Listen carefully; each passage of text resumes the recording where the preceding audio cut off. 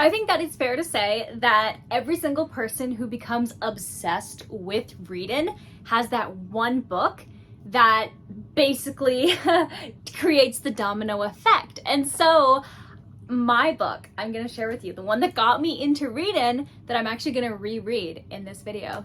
You ready for it? It was Animorphs by K.A. Applegate.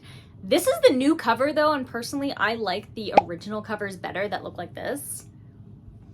But yeah, this is like the new version of it, and let me tell you about the chokehold that Animorphs had on me. And if you remember those covers, definitely hit the subscribe button because you're a real one. I'm gonna tell you a story about how I got so into reading. And so it was all because of Animorphs. And so my oldest brother, he had like almost all of the books. And so I remember as like a little kid one day I was really bored and I was like, you know, I want something to do. And so I go to the bookshelf and I'm looking at the covers, and I always found the covers so fascinating, and I didn't know, like, is this a book for kids or is this an adult book, like a teenager book? Because like they were my older brothers, so I had no idea, and I've never really like read outside of just like what you have to read for school.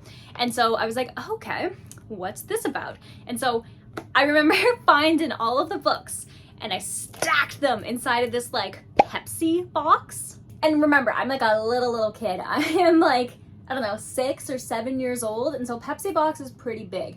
And there are like 53 books, I believe, in this series, and so we didn't have all of them at the time, but we had plenty of them. And so I remember lugging them all over, and then I like dropped the box in front of my dad, who was watching TV. I think he was watching wrestling at that time. And he was like, what's up? And I'm like, am I allowed to read these books? And he goes, let me see.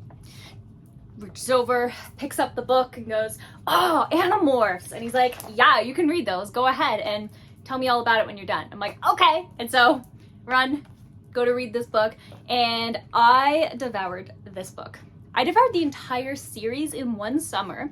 And my grandma and I would go pretty much like every weekend to the thrift store to find the rest of the books in the series. So not only was this just my gateway into becoming a reader, it was also just like nice bonding time with a loved one. And so it became kind of a game. It's like, oh, okay, do you have this Animorph book? Oh, no, I do, but I don't have this one. And so it became really fun. But I think what really stuck me in the world of Animorphs and what got me into reading was just how fun and immersive it is. This was my first exposure to the written word that was fictional. This is a sci-fi story about kids who are in the wrong place at the wrong time and end up basically getting these powers that allow them to turn into animals. They have to touch the animals though, and then they can become the animal. And sometimes the animal instincts, once they transform, override their human instincts. And the reason that they have these powers is because there are these creatures called Yeerks, and I still remember this. And they're like these gray slugs, aliens that basically go in people and control them. And so it's like the Animorph kids versus this unknown monster. And it was honestly really cool. This book had a really tragic ending. I remember that as well, but I read all the books in the summertime. It was so fun. And so I was like, you know what?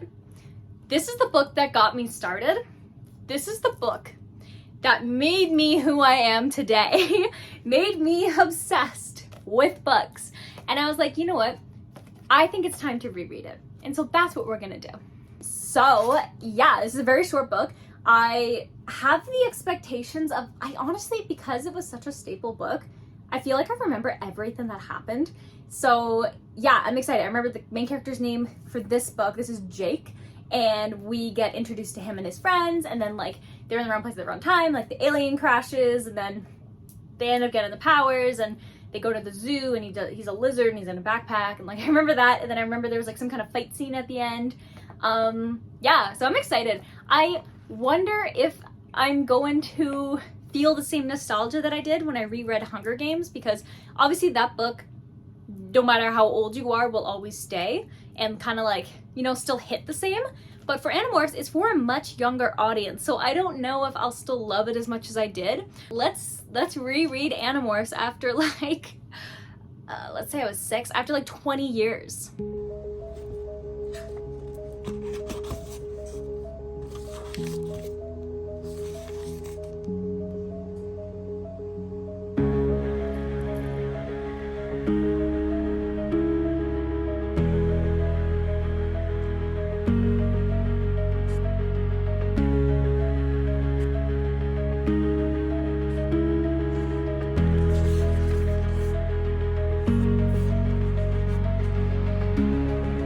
So I finished my Animorphs reread, and I gotta say I'm pleasantly surprised that this book still honestly holds up, even as I am definitely way older than the target audience. But I can definitely see like what hooked me into this series, and it's honestly such a vibe.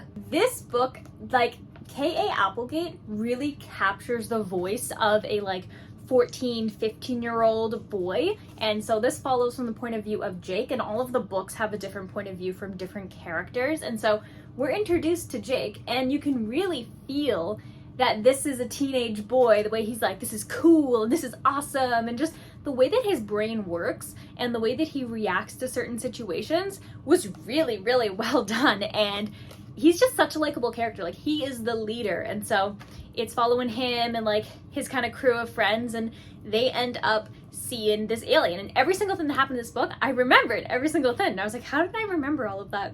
But it's honestly really good, and it really shows you the dark parts that this series does get into. Like when Tobias, like at the end of the book, end of book 1, Tobias is stuck as a red-tailed hawk forever.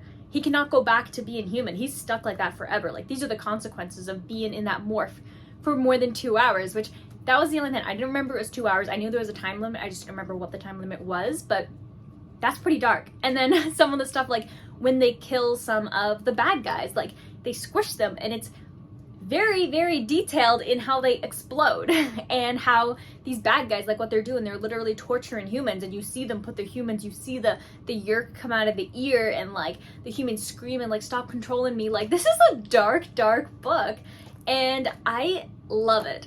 It's also really interesting to read this book now as an adult, because I remember really, really not liking the character Rachel, but reading this book again, I don't know why I didn't like her. Like, I like her. I don't remember, maybe in the other books she was more annoying, I don't know, but I really like her as a character. And I found I didn't like Tobias as much as I did when I first read it, because I was like, oh, he's like the sad, like lonely Jughead from Riverdale kind of guy. But I don't know, he didn't hit the same, I guess, maybe because I've surrounded myself with more broken boys that my heart just doesn't have enough room for all of them, I guess. I don't know, but I really do like how these characters all have their own issues. Like with Marco, who's kind of like your funny class clown guy. Like, he's like, I don't want to risk my life because like my dad, he just has me, and that's it. And like these characters, you can see that there's more to them than just the surface level.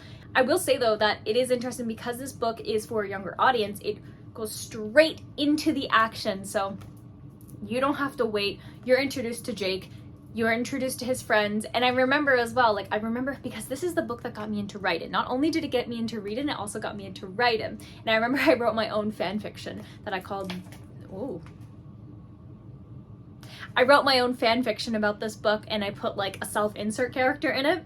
The way the characters are described, it's like as soon as you see the characters, like, yeah, this is like my cousin, she's got long blonde hair, she's beautiful. It's like, oh, this is Cassie, she wears overalls and stuff. And I remember mimicking that writing style for the longest time because this is what I studied. I studied these books inside and out. It's probably why I know the first book so well, is that I learned how to write chapters, how to introduce characters, how to introduce stories, like all of this with my self-insert fan fiction with some just like made up other characters as well.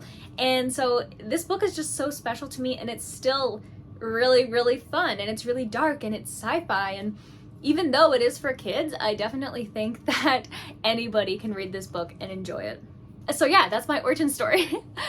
This is the book that started it all, not only for me reading, but also for me writing. So that's pretty cool. I do like the old covers way better. And yeah, honestly, reread the book that got you into reading. You're gonna feel really nice and nostalgic and just have a good time. And I'm really happy that I did finally read this book again after like, who knows, 20 years or something. I have no idea, but yeah. I feel like I'd probably read the rest of these, but there's just so many of them that I'm like, maybe? But there's some like good stuff about like Jake's brother being controlled and like how the ending of this book, I'm not gonna spoil that in case you do want to read it, because this is honestly a solid series and it is still solid. So thank you so much for watching. Let me know in the comments, what was the book that got you into reading? Obviously for me, it was the entire Animorphs series, but what was it for you? I know Warrior Cats was a really popular one when I was growing up as well, but there are obviously ones like The Hunger Games and Akatar and a bunch of other books. I would love to know, what's your origin story? What got you into this wonderful world of books? So with that, I'm going to wish you warm wishes and fish kisses, and I'll see you in the next video. Bye!